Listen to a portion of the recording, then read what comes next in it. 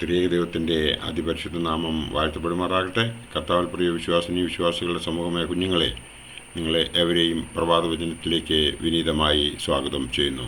ഇന്ന് വിഷയമായി കൊണ്ടുവന്നിരിക്കുന്നത് ദൈവഭക്തിയും വിവേകവും. യാക്കോബ് ശ്ലീഹായുടെ പൊതുലേഖനത്തിൽ നാം നോക്കുമ്പോൾ 1-ാം അധ്യായം 2 മുതൽ 8 വരെയുള്ള ഭാഗം നാം നോക്കുമ്പോൾ നമുക്ക് അതിൽ കാണുവാൻ സാധിക്കുന്നത്, എൻ്റെ സഹോദരന്മാരെ, നിങ്ങൾ വിവിധ പരീക്ഷകളിൽ അകപ്പെടുമ്പോൾ നിങ്ങളുടെ വിശ്വാസത്തിൻ്റെ പരിശോധന സ്ഥിരത ഉളവാക്കുന്നുവെന്ന് അറിഞ്ഞ് അത് അശേഷം സന്തോഷം എന്ന് എണ്ണുവീൻ. എന്നാൽ നിങ്ങൾ ഒന്നിലും കുറവില്ലാതെ തികഞ്ഞവരും സമ്പൂർണ്ണരുമാകേണ്ടതിന് സ്ഥിരതയ്ക്ക് തികഞ്ഞ പ്രവൃത്തി ഉണ്ടാകട്ടെ.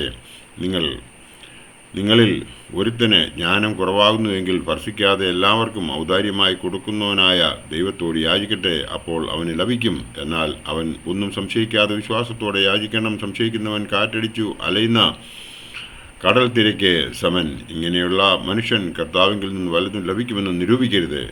ഇരുമനസ്സുള്ള മനുഷ്യൻ തൻ്റെ വഴികളിൽ ഒക്കെയും അസ്ഥിരൻ ആകുന്നു എന്നാണ് ഈ വേദഭാഗം ഇവിടെ നമ്മെ ഉദ്ബോധിപ്പിക്കുന്നത്.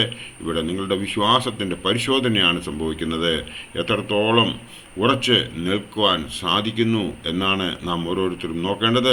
അതായത് സഹനശക്തിയാണ് ഇവിടെ അളക്കപ്പെടുന്നത്. ഒരു മനുഷ്യന് ദേഹവും ദേഹിയും ആത്മാവുമുണ്ട്. ദേഹം നമ്മെ എപ്പോഴും തെറ്റിലേക്ക് വലിച്ച് ഇഴയ്ക്കുന്നു. ദേഹി, അതായത് മനസ്സ്, അതിനെ കൺട്രോൾ ചെയ്യാൻ ശ്രമിക്കുന്നു.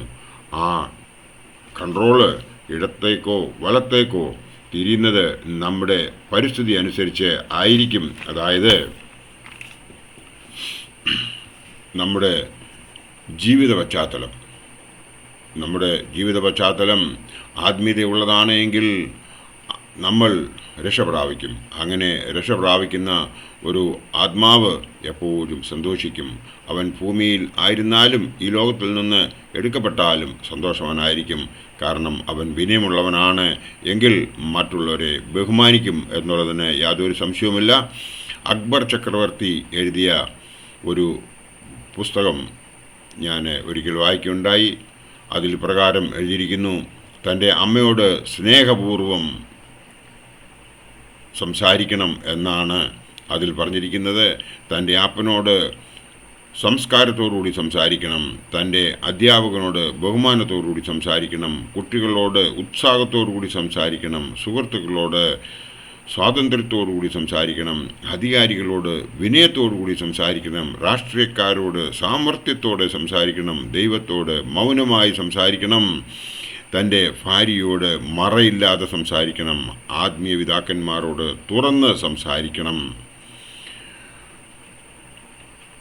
അങ്ങനെ ചെയ്യുന്നവന് ശക്തി ഉണ്ടാകും, സന്തോഷവാനായിരിക്കും, ആത്മസംതൃപ്തി ഉള്ളവനായിരിക്കും എന്ന് ഈ പുസ്തകത്തിൽ പറഞ്ഞിരിക്കുന്നു.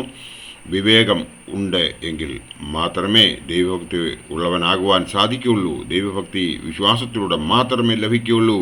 വിശ്വാസത്തോടുകൂടി പ്രാർത്ഥിക്കുന്നവർക്ക് അവരുടെ പ്രാർത്ഥന ദൈവം കേൾക്കും എന്നുള്ളതിന് യാതൊരു സംശയവുമില്ല.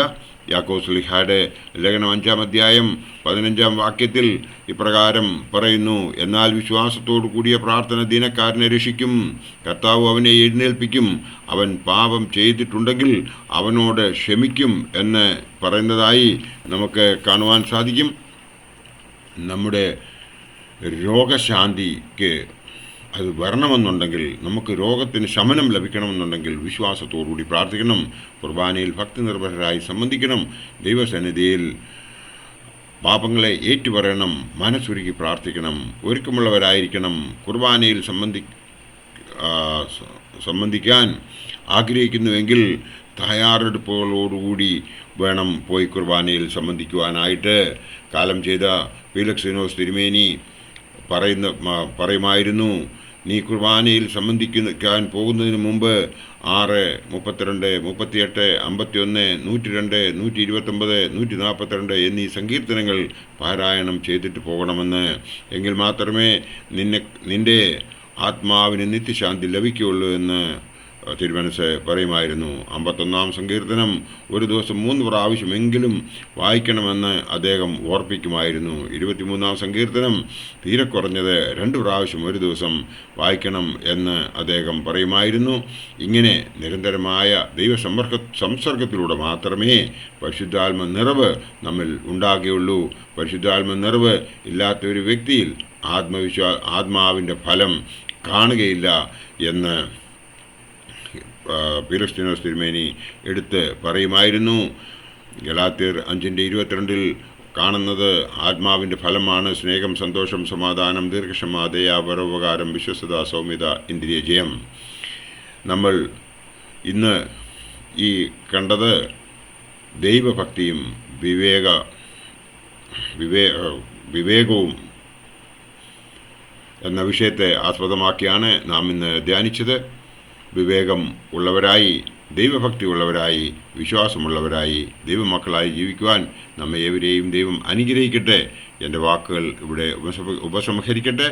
നന്ദി, നമസ്കാരം.